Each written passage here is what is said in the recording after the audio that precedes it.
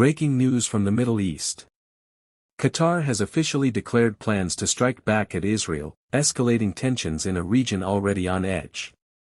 What does this mean for the balance of power for regional allies and for the global stage? Stay with us because in today's deep dive, we'll unpack everything you need to know. Hello everyone, welcome back to the channel. Today's episode is focused on a headline that has sent shock waves through the Middle East and beyond. Qatar declares plans to strike back at Israel. This is not just another development in the long history of Middle Eastern rivalries. It's a bold statement from one of the wealthiest and most strategically positioned countries in the Gulf. Qatar, known for its vast natural gas reserves and strong diplomatic ties with Western as well as regional powers, has usually maintained a careful balance when it comes to direct military involvement. But this declaration signals a turning point. We're going to break this down in detail over the next 10 sections. First, we'll look at what exactly Qatar has said and the context of this announcement. Then we'll explore Israel's recent actions that triggered this response, followed by an examination of Qatar's military capacity and potential strategies. After that, we'll analyze how regional players like Iran, Saudi Arabia, Egypt, and Turkey are likely to react. We'll also cover international responses from the US, Europe, Russia, and China. Each section will be around 250 words, giving you an in-depth step-by-step analysis. By the end of this video, you'll not only understand what's happening, but also what might come next. So, if you're new here, make sure to subscribe and turn on notifications. Let's dive right into the first major question. What exactly did Qatar declare? And how serious is this statement? Qatar's announcement was made during a nationally televised address by senior officials signaling that the country intends to retaliate against Israel following recent airstrikes. This isn't a vague diplomatic protest. The language used was specific, referring to military options and proportionate responses. For a nation that has traditionally preferred negotiation, hosting peace talks, and using its wealth for soft power influence, this shift is significant. The exact trigger appears to be a series of Israeli airstrikes that allegedly targeted Hamas-linked figures while they were in Qatari territory. If confirmed, this would represent a direct breach of Qatar's sovereignty. Doha views itself not only as a sovereign state but also as a respected mediator in the region. To have its territory bombed and reportedly with casualties is a red line that its leadership feels cannot be ignored. What makes this even more serious is that Qatar houses the largest U.S. military base in the Middle East, Al Udeid Air Base. That means any Qatari response has to be carefully calculated so as not to endanger its relationship with Washington. Yet the government insists that silence would be seen as weakness and that some form of retaliation is necessary to maintain national pride and regional credibility. This puts Qatar in a very delicate position. Retaliate too strongly and it risks a direct conflict with Israel and potential diplomatic fallout. Respond too weakly and it risks being seen as ineffective. Next, let's examine the backdrop of Israel's actions that provoked this crisis. To understand Qatar's stance, we must first look at Israel's actions that triggered this response. Reports indicate that Israel carried out precision airstrikes targeting Hamas operatives who were allegedly using Qatar as a base of operations. Israel has long accused Qatar of providing financial and logistical support to Hamas. And while Doha admits it has provided humanitarian aid to Gaza, it denies directly funding militant activity. From Israel's perspective, Hamas represents an existential threat. The group has carried out rocket attacks, incursions, and militant operations against Israel for years. Israel argues that wherever Hamas leaders or operatives operate, they remain legitimate targets regardless of borders.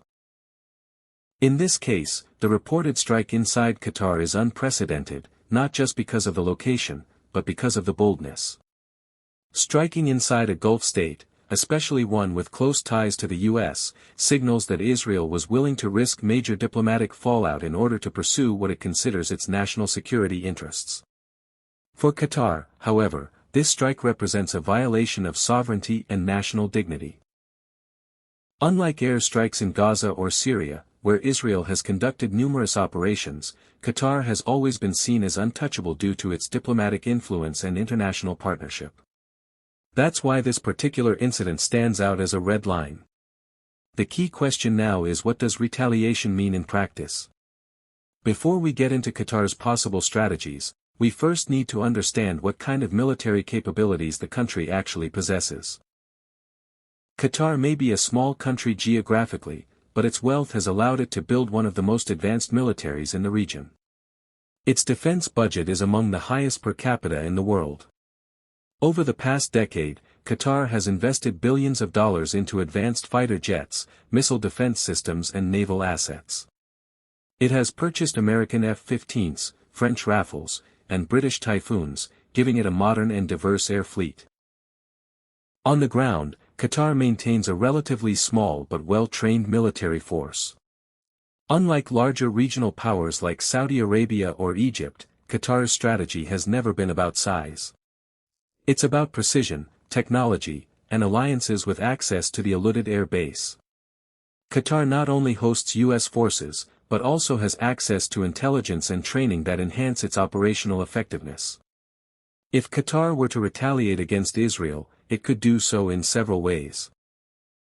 Direct airstrikes are possible, though highly risky. Cyber operations could also play a role, targeting Israeli infrastructure or defense networks.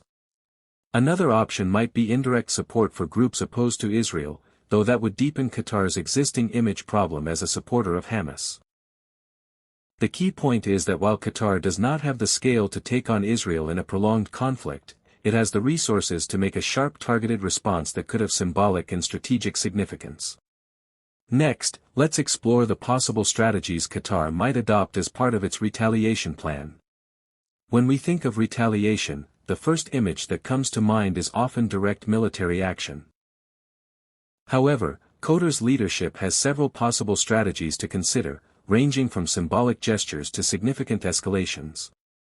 Let's break them down. First, Qatar could opt for symbolic retaliation, such as launching limited air strikes on Israeli assets or even conducting a missile test aimed at sending a warning without causing casualties.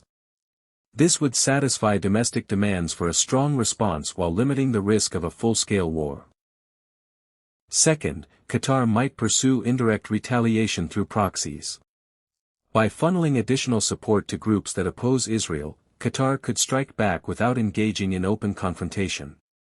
This option, however, would further damage its international reputation, especially in Western capitals. Third, Qatar could adopt non-military retaliation. This might include cutting off diplomatic ties, expelling Israeli-linked businesses, or using its vast influence in media, particularly through Al Jazeera, to shape global opinion against Israel. Fourth, a cyber retaliation strategy is entirely possible with the wealth and resources to hire top cyber specialists. Qatar could target Israeli infrastructure or security systems, causing disruption without firing a single missile. Finally, Qatar could coordinate with regional allies, particularly Iran or Turkey, to stage a joint show of force. This would significantly raise the stakes and could shift the balance of power in the region. The question is, how will other Middle Eastern nations react to Qatar's declaration?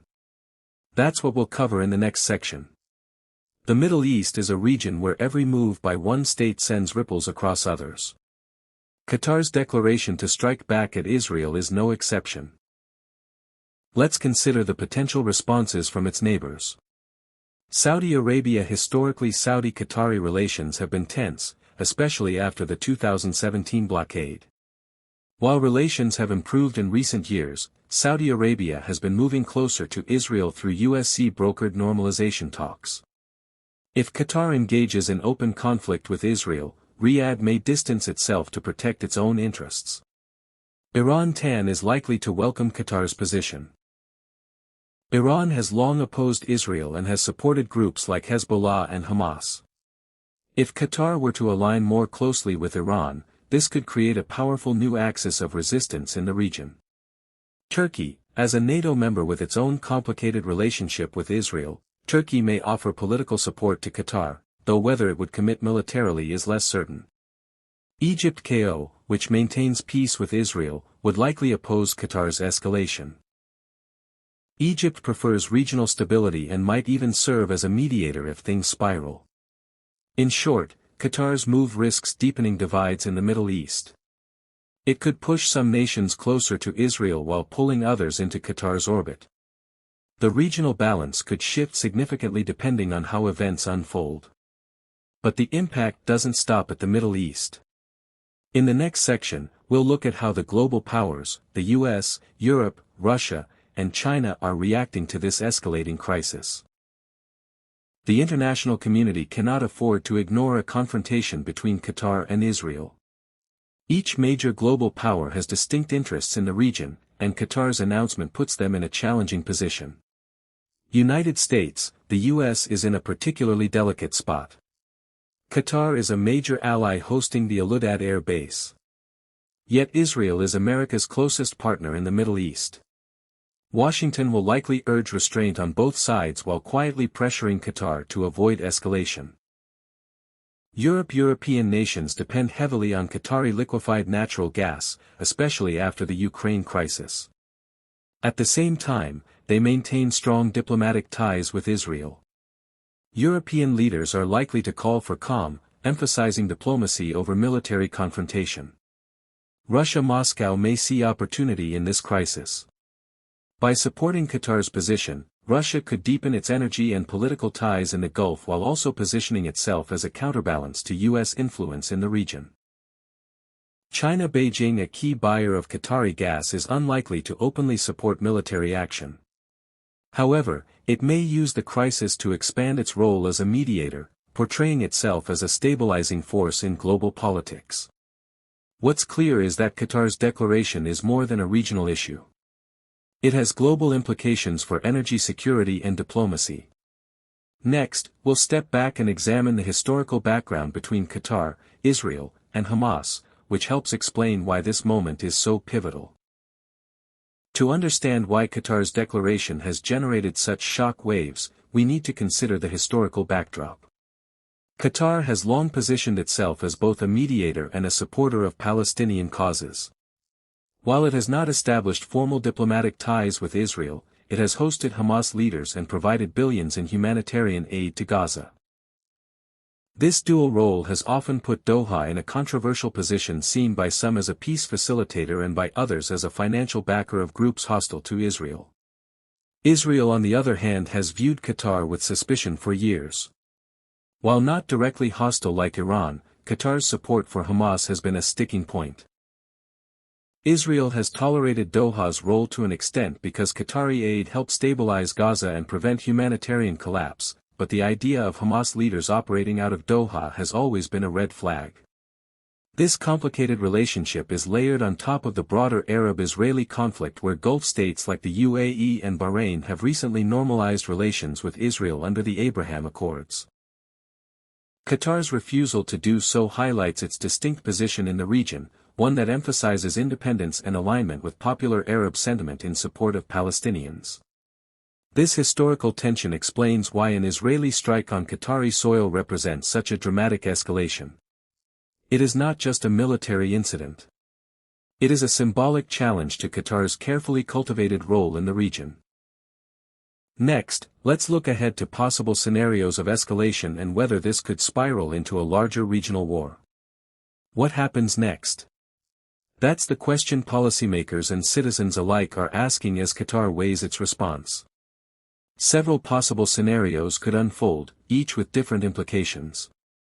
Scenario 1: Limited retaliation. Qatar could launch a symbolic strike or cyber operation. Then quickly call for international mediation. This would allow it to save face domestically while avoiding a prolonged conflict. Scenario 2: Escalation into direct conflict. If Qatar carries out significant strikes on Israeli assets, Israel will almost certainly respond with overwhelming force. Given Israel's advanced military capabilities, this scenario could quickly spiral, drawing in other regional actors. Scenario 3: Proxy war. Qatar may avoid direct confrontation but instead funnel resources to anti-Israel groups. This would prolong tensions but keep Qatar out of direct line of fire. Scenario 4, Diplomatic Piat. Qatar could use the crisis to strengthen ties with Iran and Turkey, creating a new alliance bloc in the region. This would alarm Saudi Arabia and the US, reshaping regional politics. Scenario 5, Mediation and de-escalation. International powers may pressure both sides into backing down. If CR can portray its announcement as a warning rather than an immediate plan, it could step back without appearing weak. Each of these scenarios carries risks and rewards. Which one unfolds will depend not only on Qatar and Israel, but also on how the regional and global players respond in the coming weeks. So, where does this all leave us? Qatar's declaration to strike back at Israel marks a watershed moment in Middle Eastern politics. It signals that even the wealthiest, most diplomatically active Gulf states are no longer willing to tolerate direct violations of their sovereignty. For Israel, it reflects the risks of pursuing Hamas operatives beyond traditional battle zones. For the international community, it's a reminder of how quickly regional tensions can escalate into global crisis. As we've seen in this analysis, Qatar has multiple options from limited symbolic retaliation to aligning more closely with Iran and Turkey. Israel, meanwhile, is unlikely to back down from its security doctrine of striking threats wherever they may be. The US and Europe face the challenge of managing their ties to both nations while Russia and China see opportunities to expand their influence. The outcome of this crisis will depend on the decisions made in the coming days. Will Qatar choose a carefully calculated response, or will it escalate further, risking regional instability? Will Israel double down on its strategy? Or will it recalibrate after seeing the backlash? One thing is clear: the Middle East has entered a new phase where even the wealthiest and most stable states can be pulled into direct conflict. The world is watching closely. If you found this breakdown useful, don't forget to like this video, subscribe to the channel, and hit the bell icon so you never miss an update on global affairs. Until next time, stay informed and stay